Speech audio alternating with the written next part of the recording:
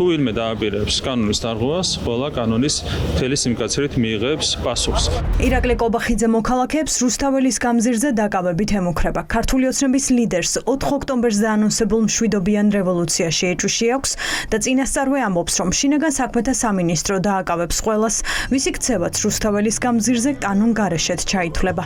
ნახეთ, 2-დან 5 წლამდე დაახლოებით მოუწიათ ციხის შესწავლა იმ ადამიანებს, რომლებიც ძალადობდნენ პოლიციელების წინააღმდეგ, სახელმწიფო სისტემის წინააღმდეგ, პარლამენტის შენობის წინააღმდეგ და ანალოგიურად, რა თქმა უნდა, შეიფარდება ყველა მოძალადეს შესაბამისი კანონის მოხდენა. 4 ოქტომბერს მშვიდობიანი რევოლუცია თანამოაზრეებთან ერთად ლევან ხაბეიშვილმა დაანონსა.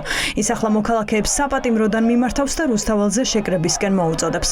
ამ დღის ავტორები ფიქრობენ, რომ ხალხის სიმრავლე შაბათს გადამწყვეტია. ლევან ხაბეიშვილი ხალხს მოუწოდებს და თხოვს, რომ პულტიდან ამოიღონ ელემენტები, ყველამ გათიშოს ტელევიზორი და ყველა გავიდეს 4 ოქტომბერს რუსთაველზე. არავინ არ დარჩეს სახლში, არავინ არ დარჩეს ტელევიზორთან და ყველას მოუწოდებს, რომ გამარჯვების დღეს რუსთაველზე ყველა ადამიანი იყოს და ერთიანად თვითონ ნახონ ის გამარჯვება, რომელიც თავისუფალი ადამიანები ერთად გაიმარჯვებენ. 4 ოქტომბერს არის ერთადერთი გეგმა. მისვლა და გამარჯვება. ამ გამარჯვების მონაწილე უნდა იყოს ის ასობით 1000 ქართველი საქართველოს მოქალაქე, რომელიც გამოვა სამოქმედოდ და გასამარჯვებლად. მოუწოდებთ ქართულ ოცნებას მიიღოს ერთადერთი სწორი გადაწყვეტილება მის მიერვე შექმნილი პოლიტიკური კრიზისის განმუხტვისთვის. დაუყოვნებლივ გაათავისუფლოს რეჟიმის ტყვეები, შეაჩეროს ბოლო 1 წლის მანძილზე მიღებული უკანონო სამართლებრივი აქტების მოქმედება და გამოთქვას მზაობა რიგგარეშე საპარლამენტო არჩევნების უმოკლეს ვადაში დანიშვნის შესახებ. ქართული ოცნება ხალხის პროტესტის გათვალისწინებას არ აპირებს. პირიქით, მათი განცხადებები აჩვენებს, რომ მთავარი ამოცანა ახლა მოქალაქეების დაშინება და შეკრების არეულობის მცდელობად წარმოჩენაა. სახელმწიფო პარტიის წევრებს ვკითხეთ, მიმართავენ თუ არა სამართალდამცველებს, არ დაარღვიონ შეკრებილთა უფლებები. მათ მიმართ მოწოდება ვერც კითხვაზე პასუხად მოვისმინეთ. ხელისუფლება ყველაფერს აკეთებს და ეს მთელი იმ წინა პროცესის დროსაც გამოჩნდა, რომ სამართალდამცავი ორგანოების საქმიანობა, მათ შორის უკანონო ქმედებების აღკვეთის დროს იყოს მაქსიმალურად, ასე ვთქვათ, კანონის ფარგლებში მოქცეული. ეს პროცესი კიდევ უფრო დახვეწილი იქნება, რა თქმა უნდა, ამჟამად შესაბამისი სპეციალური, ასე ვთქვათ, სწავლებას, ტრენინგით ჩაუტარდა სპეციალური დანიშნულების ქვედანაყოფებს.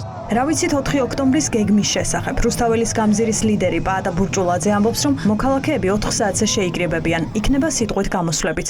ორგანიზატორები ამბობენ, რომ ეს 300 დღიანი პროტესტის კულმინაციაა და ხელისუფლებას უკან დახევა მაინც მოუწევს.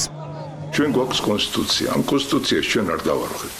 ჩვენ შეგვიძლია რომ გამოვაცხადოთ ის, რომ ეს ქვეყანა გვეკუთვნის ჩვენ თუ არა.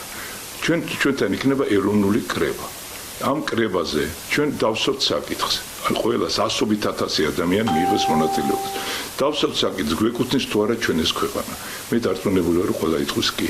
როცა გვეკუთვნის და ჩვენ ავწერთ ხელს და ვიტყვით ეს ქვეყანა ჩვენია და არა იმ ხუნტის, რომელიც არალეგიტიმურად არის ჩვენ მთავრობაში, იმ წუთიდან ხელისუფლება და ძალაუფლება გადმოდის ხალხის ხელში. არ წაუცდეთ ხელი რომელიმე ახალგაზრდაზე. პაატა ბურჭულაძე ამბობს, რომ საორგანიზაციო საკითხები უკვე გავლილია. ახლა ყველაფერი მოქალაქეებზეა დამოკიდებული. მურთაზოდელავა მიმართავს სამართალდამცველებს, არ დაარღვიონ კონსტიტუცია, რომლის დასაცავად ხალხი ქუჩაში გამოდის. მე ურჩევ, მოუწოდებ მათ, თხოვ, რომ გადაშალონ კონსტიტუცია.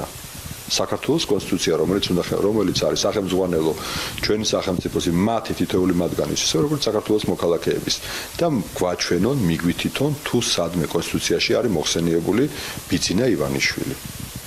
ან ოლიგარქი, ან დიდი ფულის პატრონი.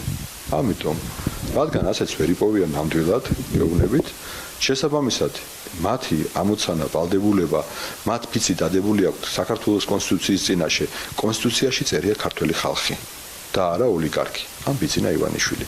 ისინი უნდა მოემსახურონ საქართველოს კონსტიტუციას ქართველ ხალხს და არა ბიძინა ივანიშვილს. აი ამ 300 დღიანმა ბრძოლამ ქართველი ერის უწყვეტმა პროტესტმა უპრეცედენტო სხვათა შორის შვა სწორედ 4 ოქტომბერი.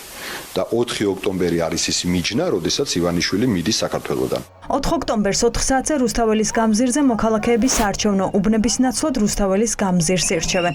თუმცა შეკრებაში მონაწილეობას არც ისინი გამორიცხავენ, ვინც ადგილობრივ არჩევნებში მონაწილეობენ.